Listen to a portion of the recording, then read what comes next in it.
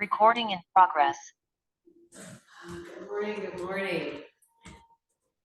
We're going to start off with a chest opener. I feel like it's a great place to come into some stillness. All the parts of you that have been the doer and in doer mode will have a chance to settle. But it's really key that you find a level of comfort in this stretch. This is meant to be thoroughly restorative. I always like to use the phrase that we are seeking the here. So you're going to have an object like a soft block, a rolled up blanket, etc., that will be resting under the ribs, down from the shoulder blade wingtips. And for most of us, if you've got something as high as I do, like this soft block, you're going to want something to tuck under your cranium so that the head drops back a little bit, giving you a stretch in the throat, but that there's no discomfort, no feelings of compression or pressure. You can keep the knees bent or you can straighten them out. We're going to use this as our entry point to a practice that I hope will be deeply introverted, will build some good heat, and hopefully it'll just set you up for a wonderful rest of your week being in this amazing body of yours. So I'm going to ask you to experiment with rolling the head side to side. And as you do this, you might explore going just a little side to side, like you're WD-40ing a doorknob, or going all the way to the right and checking it out, and all the way to the left. You get the idea. Meanwhile, we're tuning into our breath, that slow, deep, and wide, witnessing the breath as if it's like an ocean wave rising up on the shore and then settling back towards the place it came from, the body of water. Turning the gaze up and in towards your third eye and lightly connecting the tip of the tongue at the roof of the mouth. You might also add our ujjayi, great sounding breath. I'm going to offer some arm movement. So starting with the arms kind of down low by the body, just take one arm at a time, one arm up to the ceiling, reaching actively, slowly taking that arm back behind you like you're wanting to touch the wall behind you, not the floor, the wall. So keep that arm karate chop straight and then sweep it out and in. So away from the ear, back in.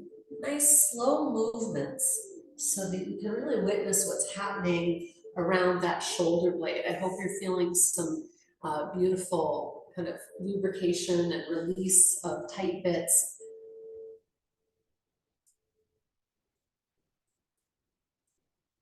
Hoping this just feels really great, but this also is a beautiful place to observe, where am I lacking shoulder flexibility? Where does it feel stuck or intense? Because we want to give that our attention. And whenever you feel ready, you'll switch to the other side.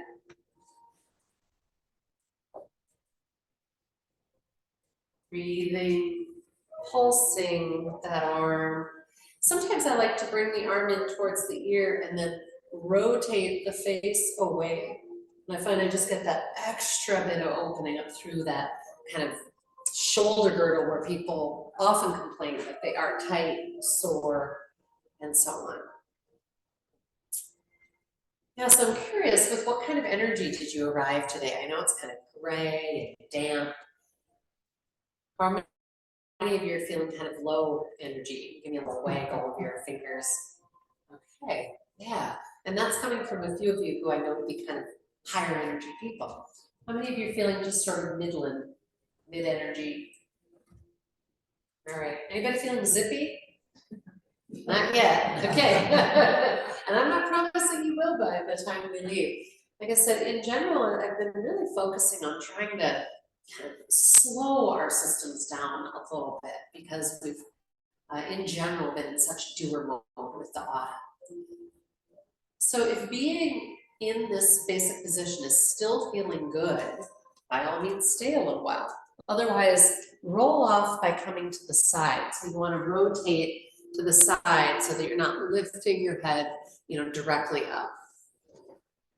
If you're still comfortable here, using this time to come into our breath attention even deeper. So we're going to begin to watch that breath wave that rises and settles. And we're looking for the pause, the gap between the turns of the breath. This is one of the most important parts of our practice. By changing the breath in this way and attending to its slowness and its depth, we actually shift our nervous system. And that can change our whole life off the yoga mat. So while it may feel like you're not doing much, you are. Notice if your mind wanders away from the breath, bring it back, retether it. You might use my personal favorite technique, asking, is there more? Is there more?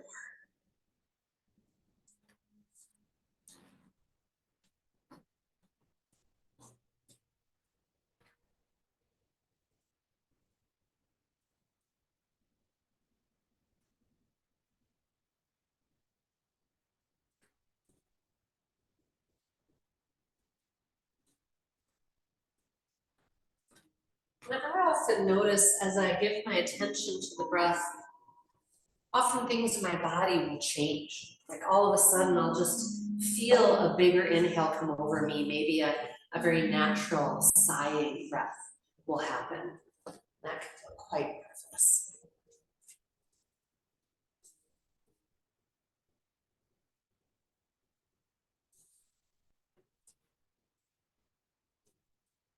How unusual does it feel for you to tune inward when you're not actually asleep, right? To not be thinking about what's happening around you or the world or what you're going to do next. How unusual is that for you? If you find it very difficult to tune in or be introverted, and notice just how these simple tools really help. That inward gaze, the light connection to the tongue, ujjayi, observing the breath wave. And another tool is noticing sensation. Where do you feel fabric moving against your skin? We talked last week, about shivaya, self-observation. All of these tools for looking inward help us in self-observation. So before we go into more movements that require more of your attention, I'm going to ask you to just have a little conversation with self. Kind of scan your body and go, how's it going? How's it been? How's it been being me lately? It's a chance to just answer honestly with no obligation to do anything about it. Maybe you've been feeling great. Maybe it's been hard. It's some combination.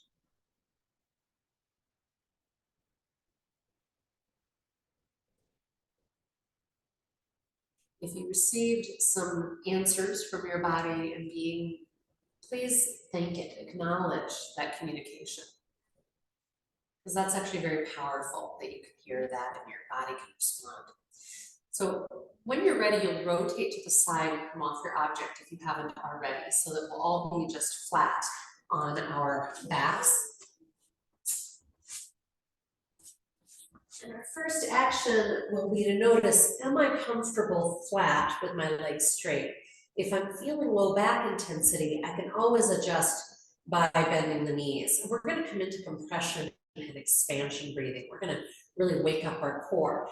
If you have a block handy, one really great amendment here can be placing it between the thighs with the feet bent, or the knees bent, feet flat, because we can add just a little extra engagement through the perineum and your thighs. Gathering a long inhale as if it's all you'd ever do. Exhaling, belly to spine and spine to floor. You're compressing out all the stale back breath. It's like you're cleaning out an old air mattress. You keep pushing and anchoring into the mat. When there's nothing left, soften. Feel your spinal curve return, witness the inhale filling you. At the very end, try to expand it, sip in a little extra. And we'll continue in this way, exhaling, kind of squeeze the block, begin to bring belly to spine, spine to floor, empty, empty. If you're a chronic neck tightener, you might want to roll the head side to side to be sure that you are not using that part of the body here. I'm going to have us start taking this action and turning it into bridge pose. But we want to do all these elements first. So on each exhale, it's squeeze the block, belly to spine, spine to floor, and then raising the hips. Keep emptying. On the inhale, descending the hips as slowly as you can. I always think of glaciers and how they barely perceptible movement. Yeah. And if any part of this is not working great for you, I hope you'll amend it, do your own version. That's the powerful practice, is when you make it your own. Emptying and filling. If you're feeling much neck pressure, consider raising the chin a little up and back. That will elongate and return the curve of the spine to your neck.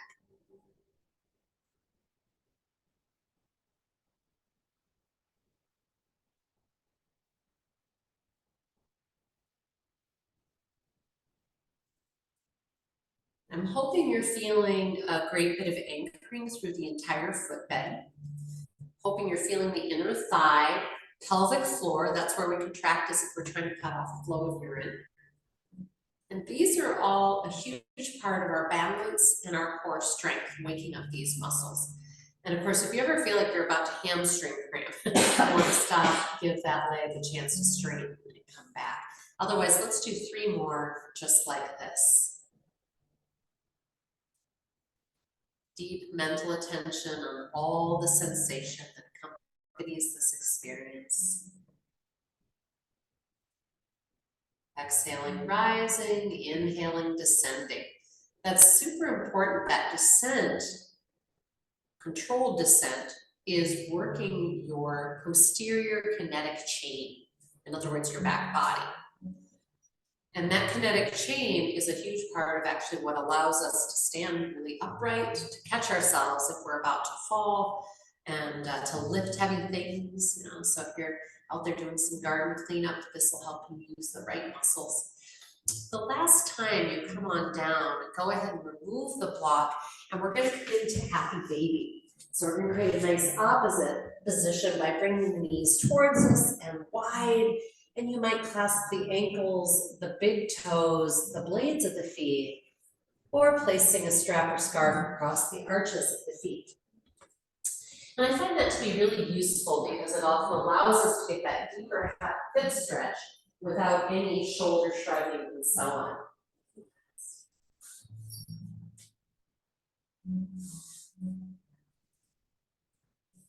You should be able to anchor those shoulder blades down the back of the body. Nice. Can you bring your knees closer to the earth, to the sides of your body? There you go.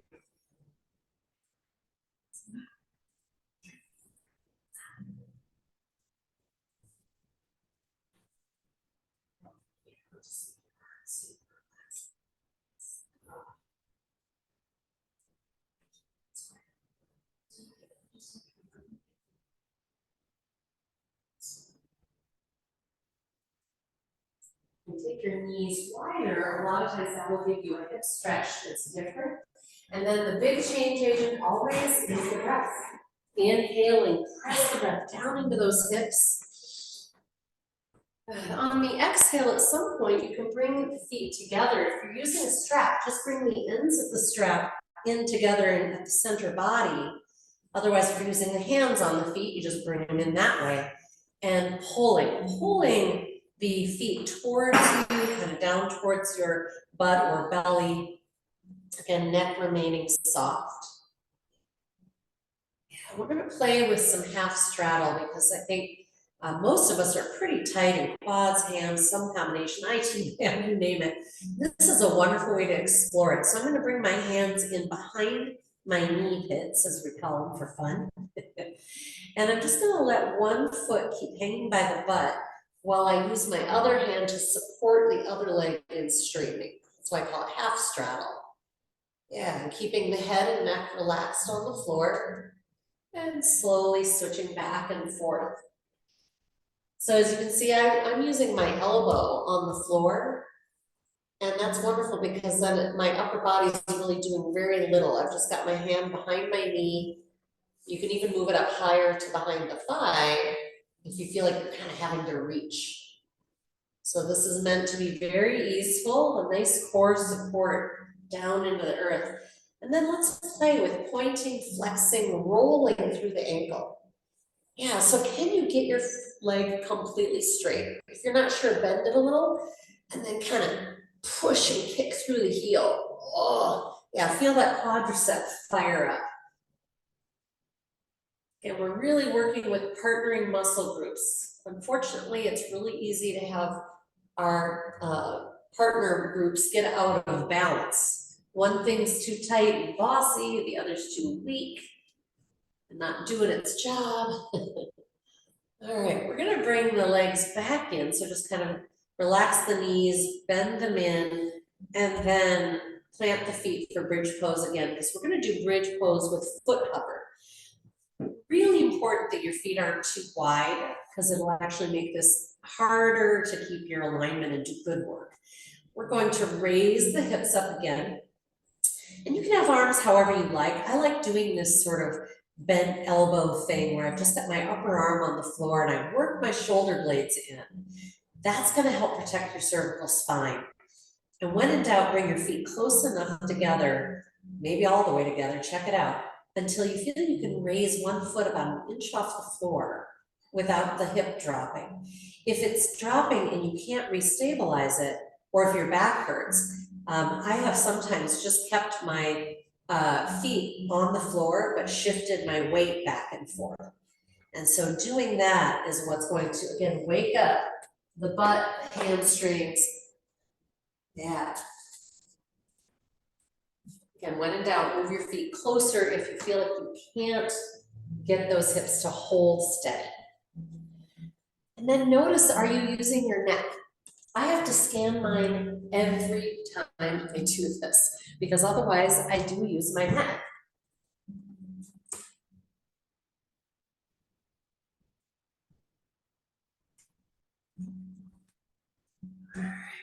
Coming slowly out of this, and I find I usually need to straighten my legs and kind of love up those hamstrings. So I'm gonna just take my heels to the ceiling and kick them a moment. And then we're gonna add something called waterfall. I think we did this last week, maybe.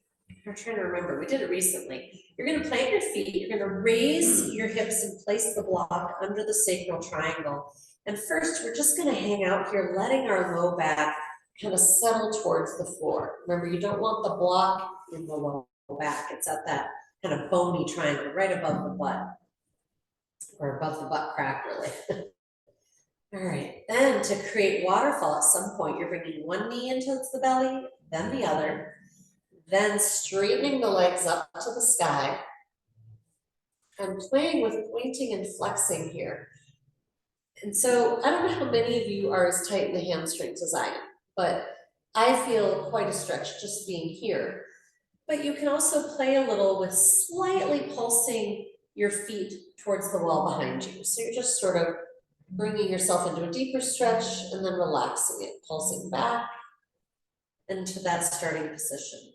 Maybe yours moves an inch, maybe it moves 2 feet. I don't teach plow pose because I find it puts pressure on people's cervical spine in a way that's just not safe. All right, bending both knees towards the belly, and just again, one leg at a time. Plant one foot, then the other. This is safer for the low back. And then release the hips up to remove your block. We're coming into our reclined pigeon, so I'm going to cross right ankle onto left thigh, heel flexed. use that beautiful, powerful core you woke up to anchor into the floor before raising your left leg and hugging your right knee. So I've got both hands on the outside of my right knee, drawing it towards my right chest, and then sending it a little towards the center line. I'm hoping you get some treasure as I think of it. And you can play with where your hands are. Again, I usually teach it with starting with the hands on the knee. But then if you want to play with maybe bringing one hand to your foot, you can shift and adjust the amount of pressure all up and down that line of the lower leg. Wherever you are, please relaxing through the shoulders, the neck, just a light connection with the tongue, soft gaze. Maybe you're even smiling because, hey, this is awesome.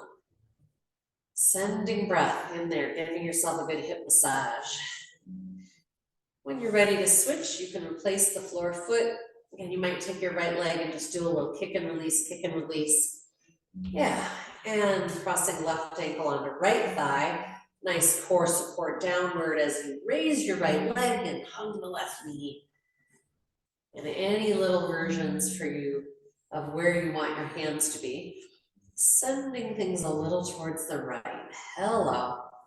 Anybody else got some good treasure? Oh, yes. It is great to be able to get in there ourselves. Evolve those daily tensions. We were loading a bunch of firewood, and I'm definitely feeling it in my butt and thighs, and no complaints, that's a good thing, but it feels really good to stretch it too. Staying relaxed in the neck and the upper shoulders. If you're a chronic neck tightener like I am, you probably need to check in with yourself every pose. All right, in your own time, releasing, again, kick that leg, whatever makes sense in your body. We're gonna go into horse riding stance. Feet are wide, and we're gonna raise the hips up. And I'm gonna invite you to kind of pulse so that you're not just holding way at that upper edge, but you're kind of releasing and raising. Again, if you're feeling neck pressure, lift the chin up and back a little bit. And slowly releasing, we're going to do our little windshield wiper, sending the right knee down towards the center line of the mat. So the feet stay wide. And then I'm going to reach my right arm up and back and notice what's going on in there today. Sometimes I'll bend my arm again in towards the body and then actively reach up and back again. In your own time, we'll switch and explore the other side. Left knee coming towards the floor, left arm reaching up and back. Again, generally the wider your feet are, the better this will feel.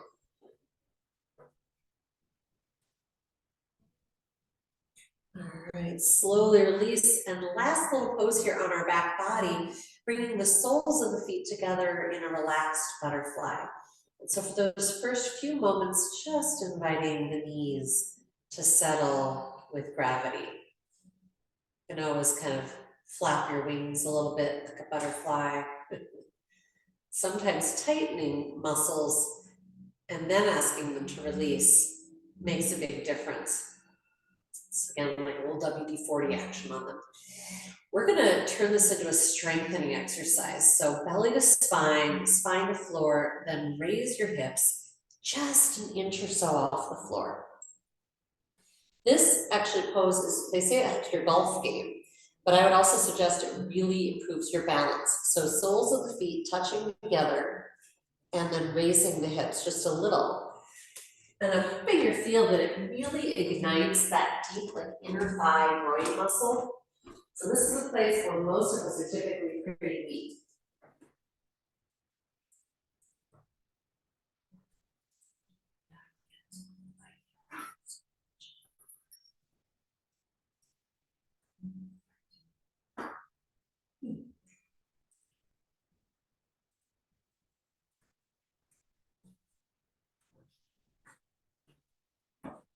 Yeah, sending a few more deep breaths in there. A reminder that the most important thing we do in our yoga practice is breathe with awareness. So if we're doing something that just doesn't work for your body too, and you need to rest or whatever, go ahead and focus on breath. For now, coming down through the hips, relaxing the legs, and we're gonna come into abdominal pumping. So gathering a long inhale, nice big Buddha belly.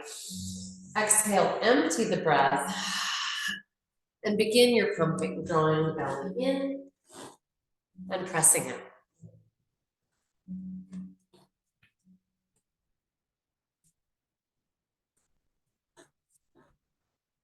Giving yourself that massage for your digestive organs.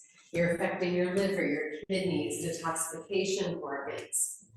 So we're gonna do 2 more rounds, and I would suggest just feel free to play with your pacing, your intensity. One of my favorite things is to actually slow it down, but make it bigger, if that makes sense. So I get really slow, and I draw my belly in towards the spine, and I see if I can draw it in a little more. And then I push out, and I push out a little more.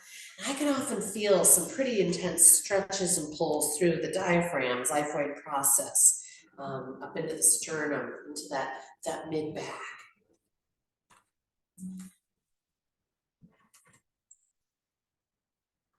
We're gonna come from here onto our hands and knees, table pose for some cow-cat action. So we'll get some more center body massage and stretching.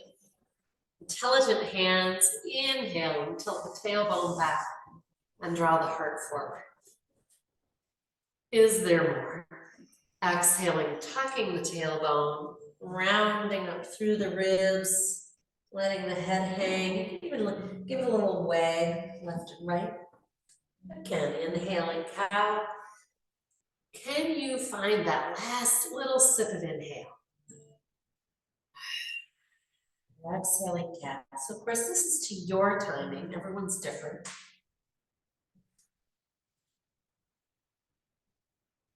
The next time you are in cat back, hold and take your ribs to the left and your head to the right and kind of look over your right shoulder, looking at the back of your mat. And then we'll switch, taking the ribs to the right and looking back over your left shoulder. And I'm hoping you might be feeling some stretching down along the ribs and even into where the shoulder blade connects to the body. Let's do that one more time. Sometimes I like adding, I'll kind of move my hips towards my heels as I do that, getting an additional little stretch through there. And then back to center, we're doing some limb extension because this is amazing for core work and back body. Slowly just raise the right hand and the left knee without collapsing anything. Slowly return. And of course, we're breathing the whole time. Raise your left hand and right knee. And we're just taking it about an inch off the floor, again, just to hover. And slowly return. Now you can keep going like that, or you can extend the limbs. So we're reaching one hand, one leg off the floor, extending and holding. And I want you to see if you can flex through your heel and get your leg, boom, actively straight. And by the way, let's check and see, can you lift your left hand? Nice. And come slowly on back. So you'll feel it takes a lot more core work to resist the return, right? Go ahead and extend the other side. Notice if your chest dropped at all. Draw up into your back. That's what would allow you to release your floor hand. Yeah, you're just not so invested in gravity. You guys look good. Let's do 1 breath per cycle. So starting in table, inhale, extend right arm and left leg, asking, is there more? And then on your exhale, you're returning as slowly as you can. And notice neutral. Notice what it feels like to have all 4 limbs again. And then extend left arm and right. You guys look great. Nice. Nice active foot flex. I love it. There. Beautiful. I would say consistently, at least 50% of people in my classes usually do not have their legs straight. They think it's straight, but that knee isn't quite clicked in. Yeah. So my favorite way of checking it on myself is I bend my knee and then I kind of kick through my heel like I want to push a barn door open behind me like a angry mule. Maybe it's just a mule that wants freedom. I shouldn't feel it's angry.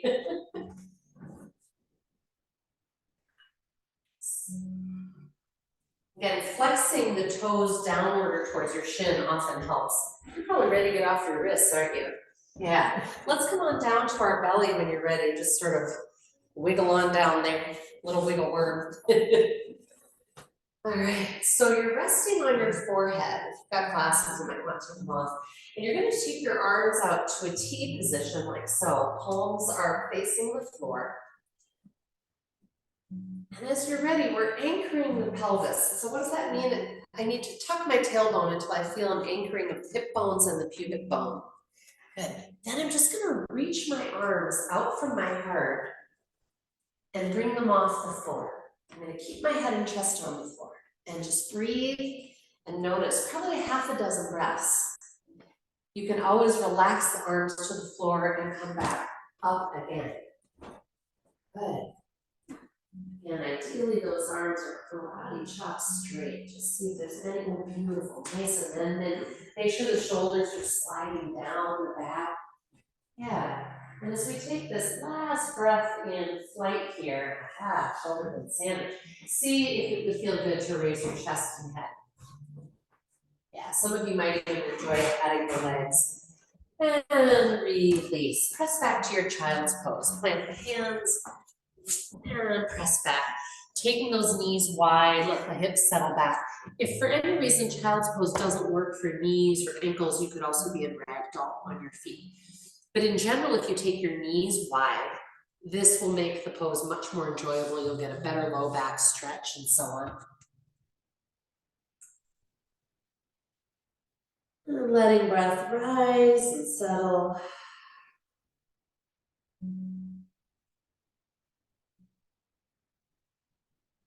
On your next exhale, tucking the tailbone, coming up to your table pose. We're going to actually use this as our launching pad to downward facing dog. So intelligent hands, curl those feet under, shoulder heads anchored, and send those hips up and back.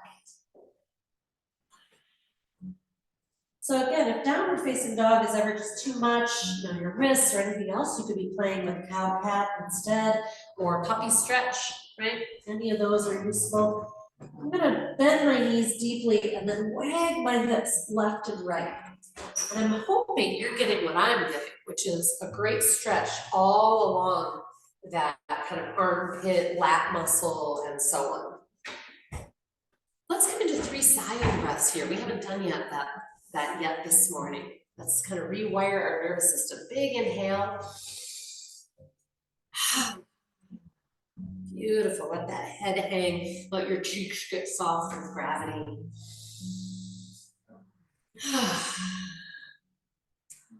Last time. And then slowly walk those hands back to the feet. Right dog. If you're hungry for dog series, remember you can whip that out at any time. I'm not doing a lot just because I feel like we've done a lot of wrist stuff in our daily lives, a lot of us lately with firewood stuff, gardening, so I'm just trying to be a little gentle with them. On your next inhale, root and rise, and then send a big glute squeeze forward. Exhaling, prayer hands. Let's go sideways on our mat in a bit of a squat. And so a squat, your foot angle is whatever feels natural. And the way I check that is I kind of exactly hop and my feet land, and there you go. And I want a nice kind of long tailbone, like it's sinking into the floor. And I'm going to start just sweeping the right arm.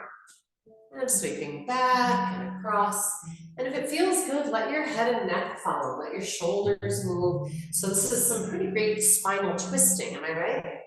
Yeah, you can feel it pumping your organs, pumping your breath. As you're doing this, check in with your feet and make sure that they're not rocking. They're staying really rooted. Just a few more. And your movement and breath do not have to be merry. So I'm moving pretty fast, but I'm breathing slow. All right, and then bring that right arm across, thread the needle. The left hand is at the elbow. Being higher will generally not give you the stretch you want, so you want to be about the elbow with that hand pressed in towards the chest. Yeah, blossom breath into your upper back. What do you feel?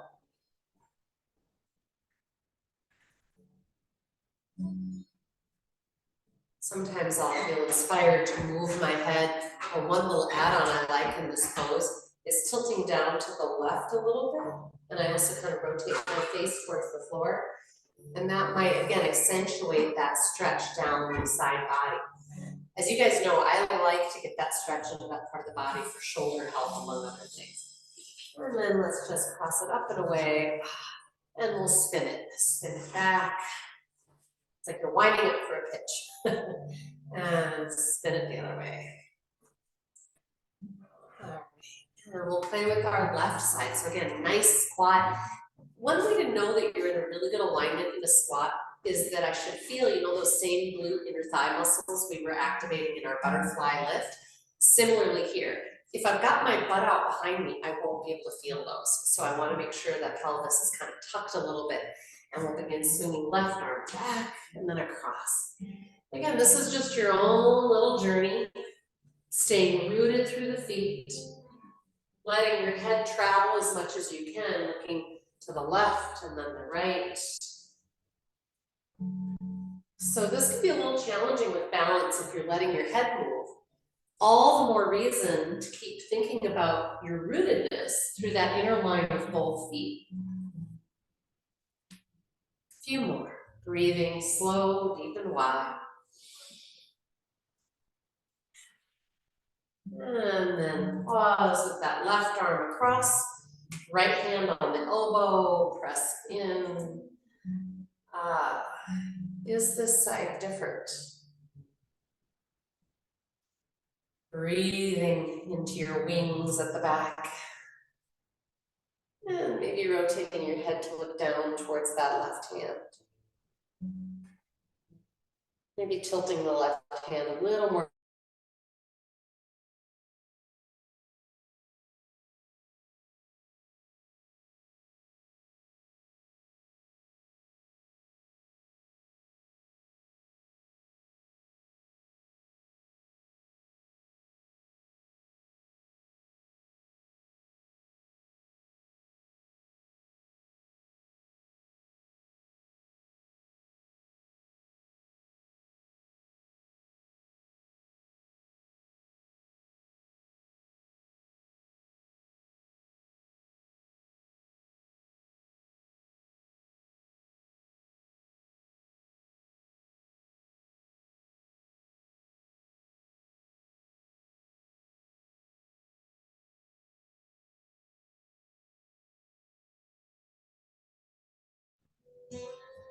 Yeah, hoping that's feeling really great. In Yoga Mudra, one of my favorite rituals is kind of hands away from the butt and then return. And each time I do that, basically I get some range of motion returned to my chest, to my shoulder blades. As you're ready to release, inhale and sweep up. And exhaling, prayer hands. Go ahead and bring those feet in a little. If you want to turn to face me, we're going to do a little nerve flossing again today. We haven't gotten done with that. I remember my physical therapist saying, like, ideally you do this like twice a day, and it can take like 6 weeks to renovate your nerve pathways. So if this is feeling useful to you, you're going to go side to side, nice and slow. If you're like noticing stuff when we're doing this, you might want to do this at home and see if it changes some things. I've really noticed that it's changed how often I get numb hands or fingers, and it's really helped with my tennis elbow, which is great too. I don't play tennis, but you get the point.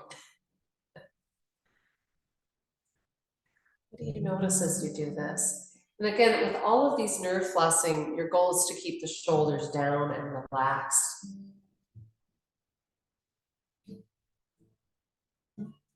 Tongue is soft, gaze is soft. And let's just release that, roll those wrists out. All right, we'll do the waiter carrying a tray of drinks. And you're going to drop your drinks out to the side, and you can look and see, you want your fingertips pointed down and your elbows straight. Then bring the tray back up. And we'll do that over and over again on this side, and we'll switch. So nice slow movements again, so you can catch yourself if you're doing something funky. I did these in the mirror when I was first learning them because it allowed me to notice funky things that I was doing. So again, fingertips pointed down. Yep. One of the things I see people frequently do is that they straighten out their arm, like the platter just went out. And I'm like, no, no, no, the platter's dumping. You gotta point your fingers down. That's what's gonna give you that stretch through the nerve line. Let's find the other side.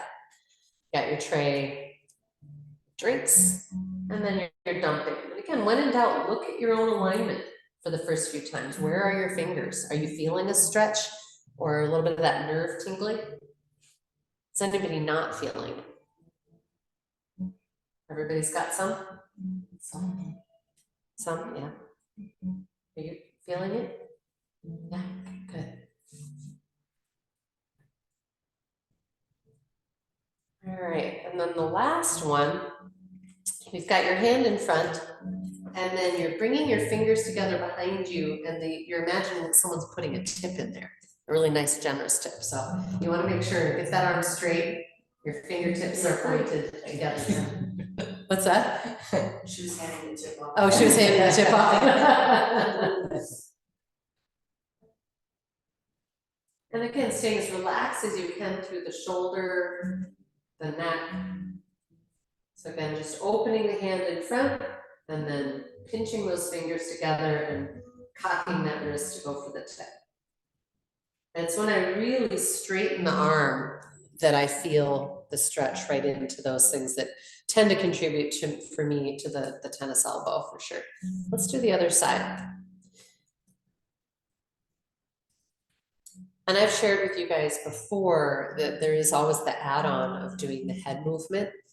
But I feel like if you're getting a lot of stuff already from this, I wouldn't add the head right away. The danger of adding the head it can be pretty intense up to all those little connections around the base of the skull.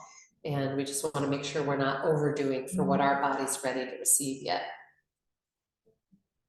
Again, if you're not feeling it, make sure that you're getting that arm, elbow straight and that wrist cocked. All right, let's roll it out and love it up. How's that feel, you guys? Good, good, good. Let's hold up the neck. I think it's earned it. We'll take the hands around the neck in a little collar. And supporting the head then as it makes its journey, rolling kind of in a half circle on the support of the hands. Sometimes I get inspired to apply a little pressure from underneath. Then we're going to come into lion stretch. So we're going to really stretch that whole jaw, etc. You have to get rid of any self-consciousness that you have. I'm going to close my eyes, right? Nobody can see you. So when you're ready, inhale, root and rise up. Exhale, little squat, pull down, lion pause, and open the jaw. Yeah, you guys sound great. We'll do a number of these, maybe half a dozen, and I want you to play with your tongue. You might play with drawing it down and back, like there's a tongue depressor, or sticking the tongue out, like you're trying to show someone your tonsils.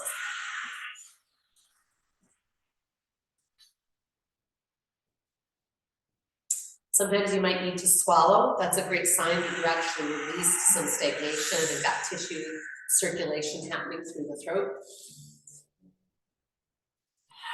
I found that I'm often able to fight off sore throats if I first feel that little tickle by doing some of this. So I know we're coming up on winter and some cold season. Last one. Marvelous. Again, any little love up of the head that you're inspired. We're going to grab our block one more time. We have not done this in a while, and I always like to revisit. So we're doing mountain with the block between the thighs. It's really important that our feet are not too close or too wide, right? We want to just feel neutral, like we can connect with the block, but we're not making a funny shape. So feet are flat, go ahead and check out that they're straight forward. And then placing one hand on the front and one on the back, kind of low belly and low back. I want you to just squeeze the block vigorously and notice what happens under your hands, and then relax. And squeeze the block vigorously and relax. And do that a couple more times, feeling what happens in your core body. Do you guys feel how the squeezing of the block kind of tucks the tailbone in a little bit? Yeah, and I can feel I get really strong and I get reduced pressure through my low back.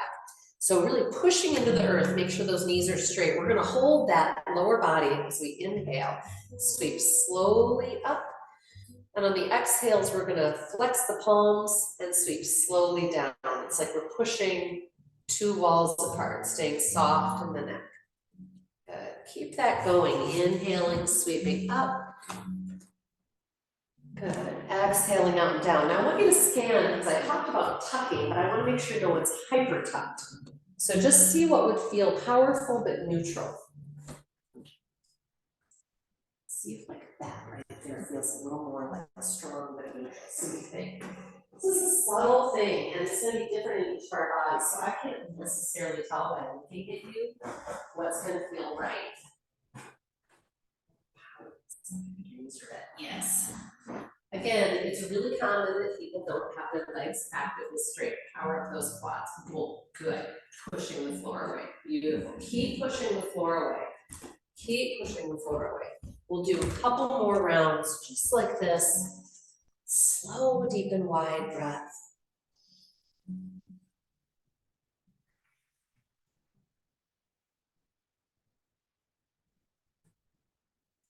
Neck is soft. One more.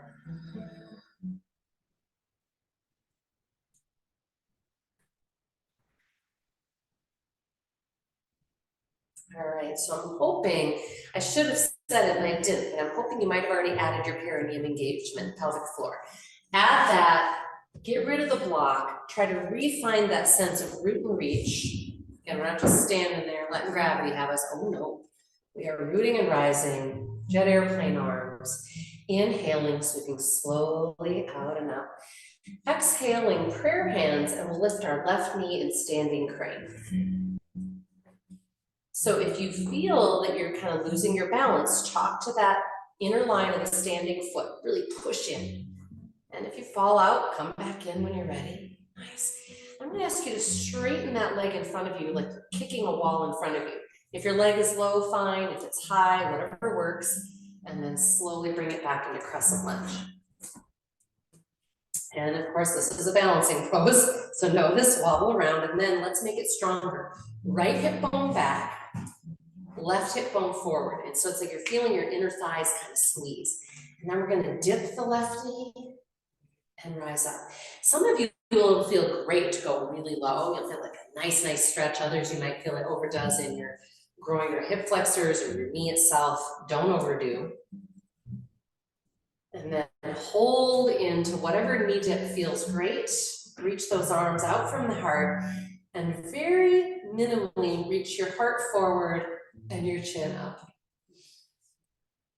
1, 2, or 3 breaths, you choose. And on an exhale, fold, plant the hands, and step back to your downward facing dog. If you're just like done with dogs for the day, then return to your mountain stance and we'll meet you. Spinal pumping, folks. So if you're standing, it's hip pump. If you're in dog with me, you might do full dog series or go to cow cat on hands and knees. Dog series, inhaling plank. And if you're like, oh man, I want the plank power but not the wrist, go to forearm plank and hang out there. Exhaling chaturanga, bend those elbows. Remember, knees down will give you more control. Shoulder heads anchor, and so do the glutes as we draw the heart forward in cobra. Exhaling, press back to your downward facing dog and press those heels towards the floor. Say hello to your tension. Lovely. Slowly walk the hands back towards the feet. Ragdoll. I'm gonna do a few deep breaths here. I'm gonna add my hands on my shins, and as I inhale, I'm gonna kind of extend a little bit. And as I exhale, I'm gonna reinvigorate that compression breath. Belly to spine, folding deeply, empty. Twice more. Shoulders are drawing down away from the ears. When you're folding, you can just let them hang with gravity. That feels nice. One more.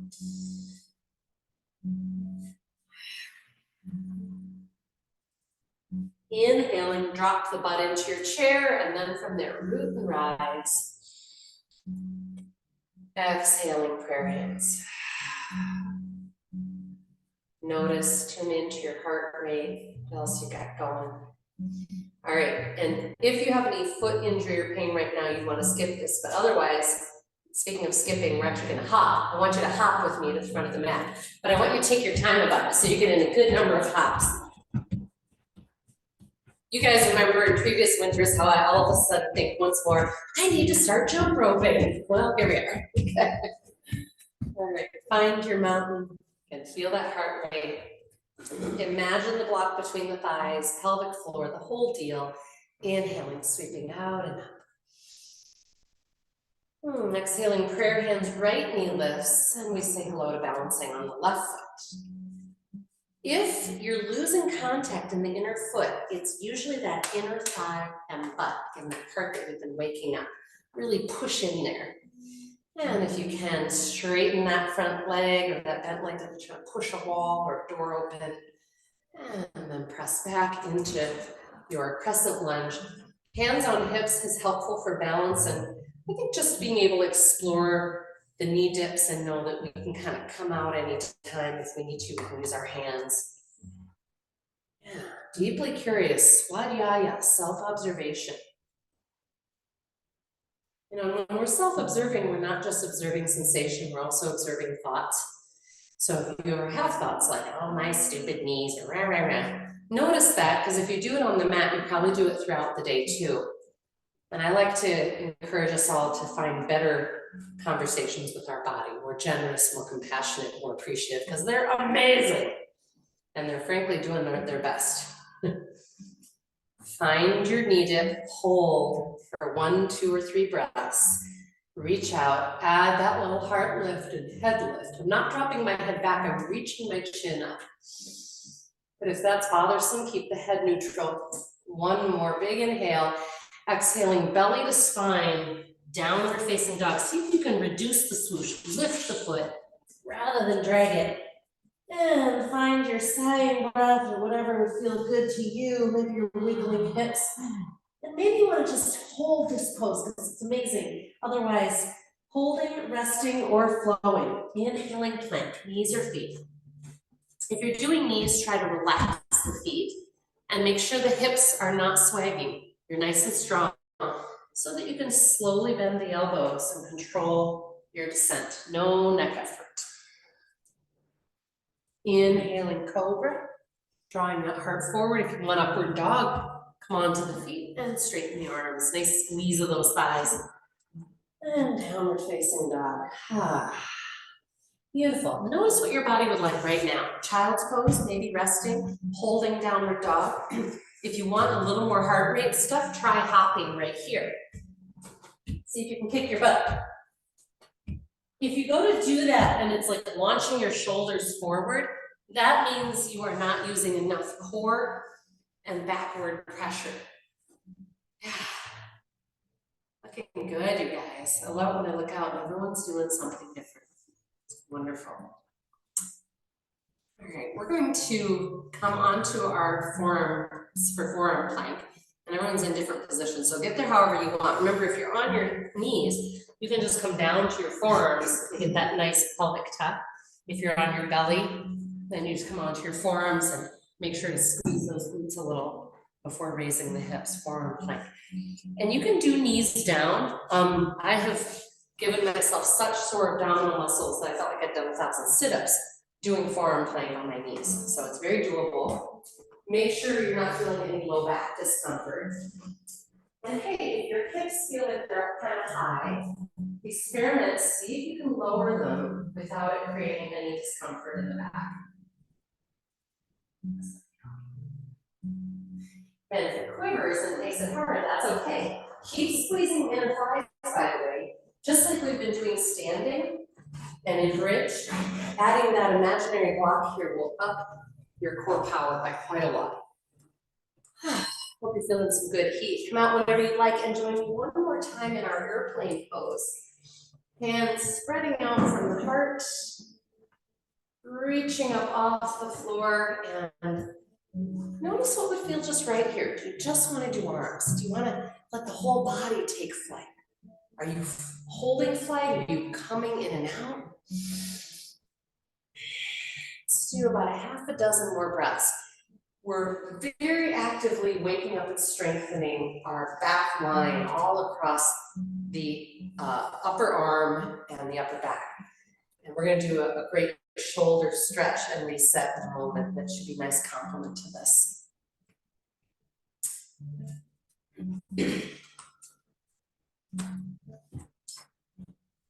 When you feel complete, you might rest on the belly, you might move to child's pose. We're going to be on our hands and knees for the next posture. Take all the time you like in whatever resting. Just tune back into breath and belly.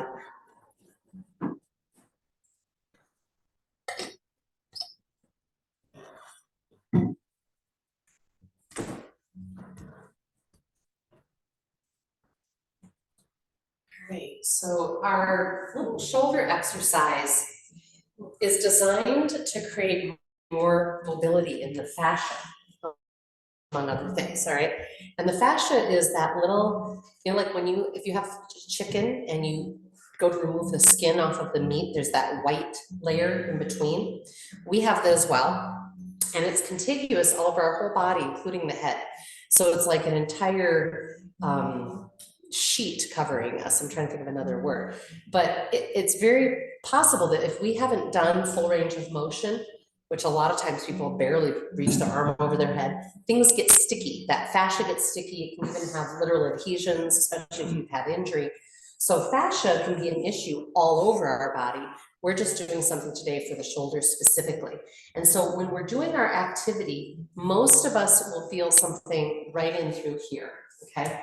This is the area that I most often dig in on people when they aren't able to reach their arms straight up.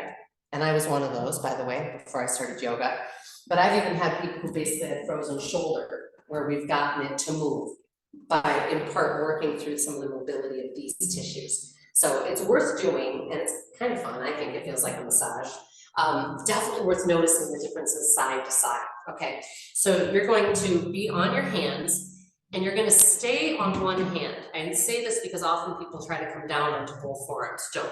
One hand stays, core support, and you're coming down onto the other forearm. And I like doing it like this, where my palm, and then I make a fist, but it's facing inward. Sometimes I see people with the palm facing the floor. That's adding a rotation through the shoulder that's not helpful. So I would stay like so. And if you want more intensity, you can move the forearm in a little bit. So when you're ready, join me. And you're simply pressing down through the forearm and drawing back without moving it. So you're tractioning. So as you're ready, big inhale, traction down and back through that forearm, and slowly send the hips back towards the heels. Inhale and come to the starting position again. We'll keep going on this side a half a dozen or more times. Try to stay soft in the neck. If you're not getting much of anything, try walking your elbow forward a little bit. Sometimes people's starting position has the angle too acute between elbow and knee.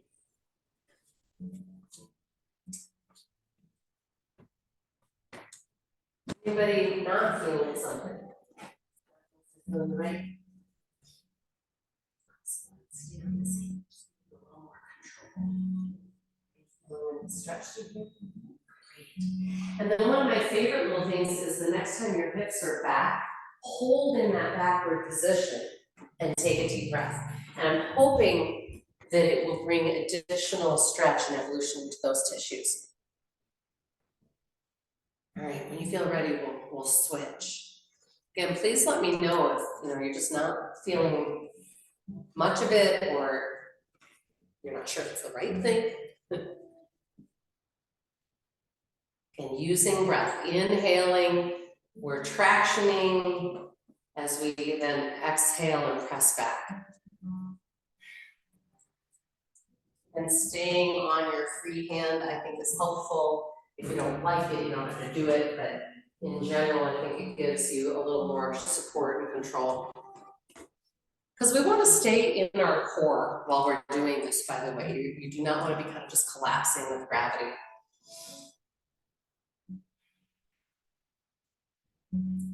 Soft tongue. Anybody clenching their teeth? Isn't it funny? It's like, why did we do that? Don't need it here, thank you, but here I go. Whew, all right, so when you feel complete with that, what I would love to do, and you can see if this appeals, is come to your belly and add yoga mudra. If you'd rather do yoga mudra standing, come on to standing, otherwise just come on to your forehead and your pelvis, anchoring into the floor, right? And then see what it feels like now to come into your yoga mudra and to pump those arms off of the body and return. Everything is slow. We have a lot of really small connections back all through here in the trap muscle and so on. We never want to move fast. It's really easy to pinch a nerve or whatever. And if you can't really get your arms straight, sometimes just grabbing a sock or even a little bit of a strap is often all it takes.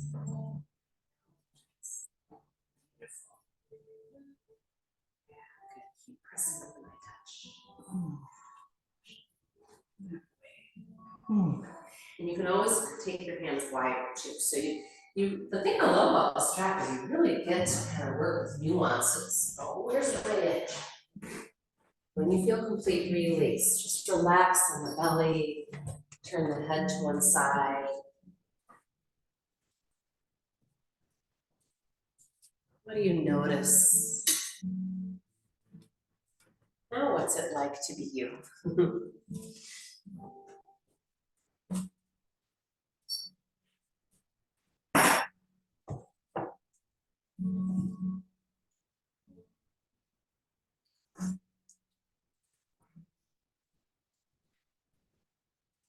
So I wanted to reintroduce a mantra today.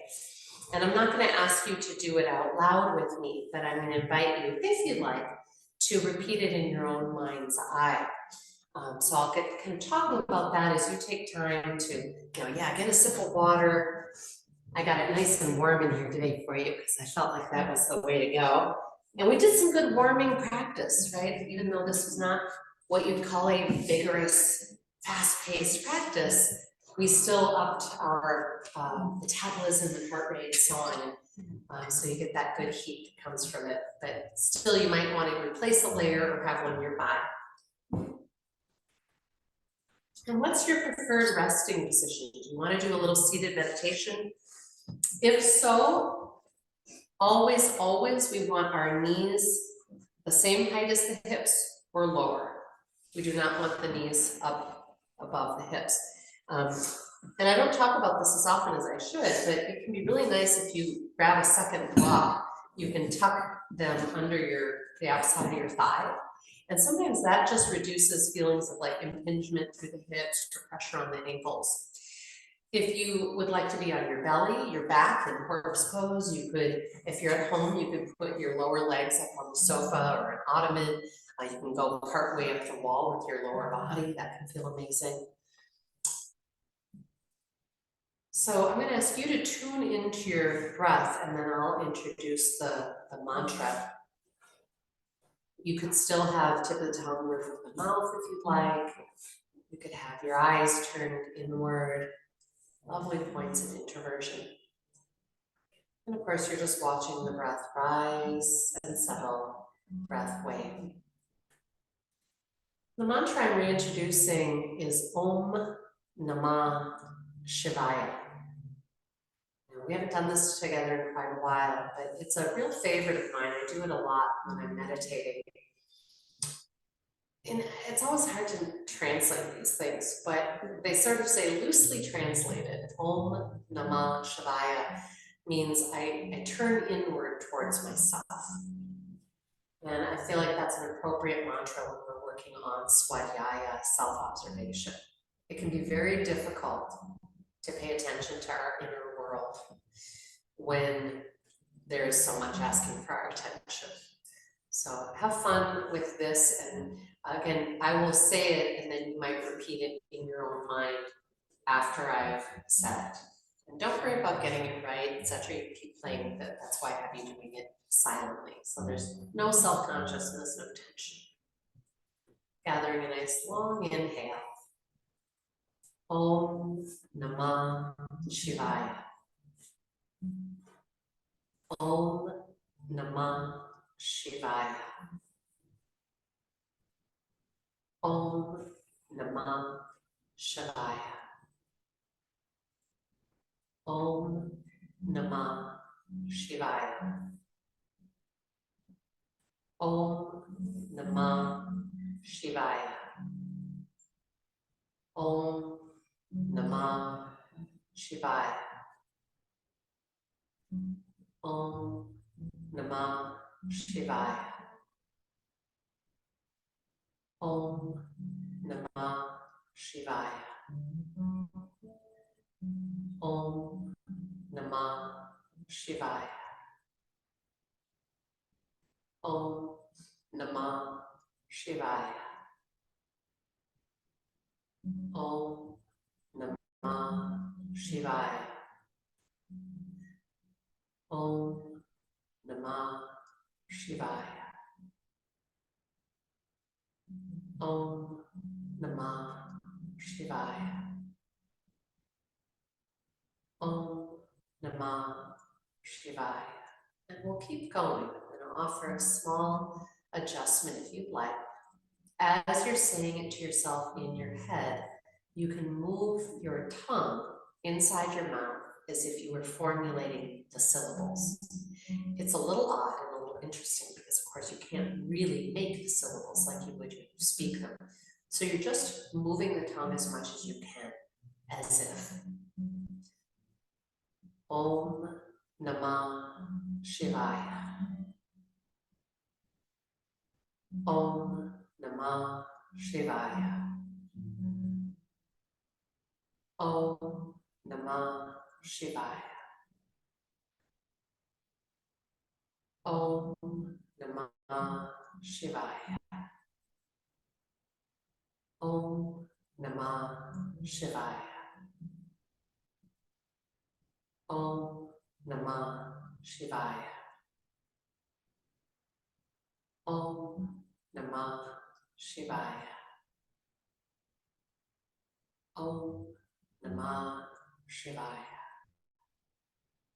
I invite you to continue for a few more rounds, inwardly repeating your mantra until you feel ready to release and let go of all breath control, all focus, allowing your body and being to sink with gravity into your yogic sleep. Down, down, down.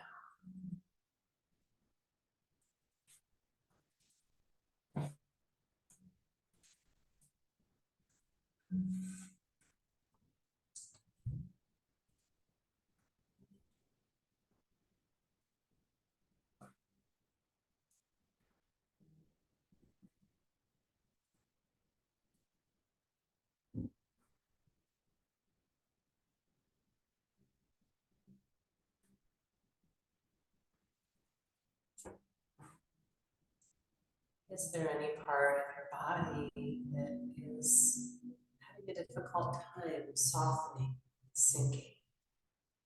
Tune into it, invite it to melt, relax, discover which words, which invitations are most productive for you.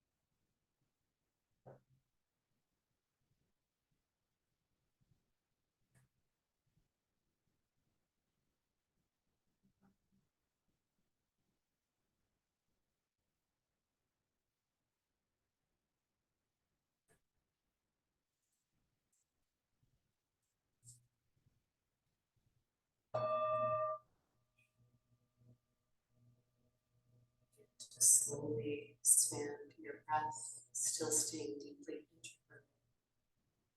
Begin to scan the body. What's knowable? What does the body need? Are there any particular messages from body being that could inform your day, your week, bringing more wholeness, more ease and persistence?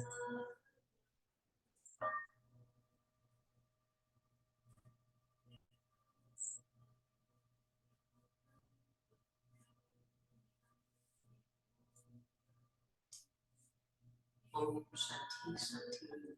Peace, peace. Namaste. So acknowledge your own good heart, your absolutely amazing, resilient body, and I thank you for bringing all of them here to our practice today. So good to be with you. I look forward to seeing you again soon at the mat.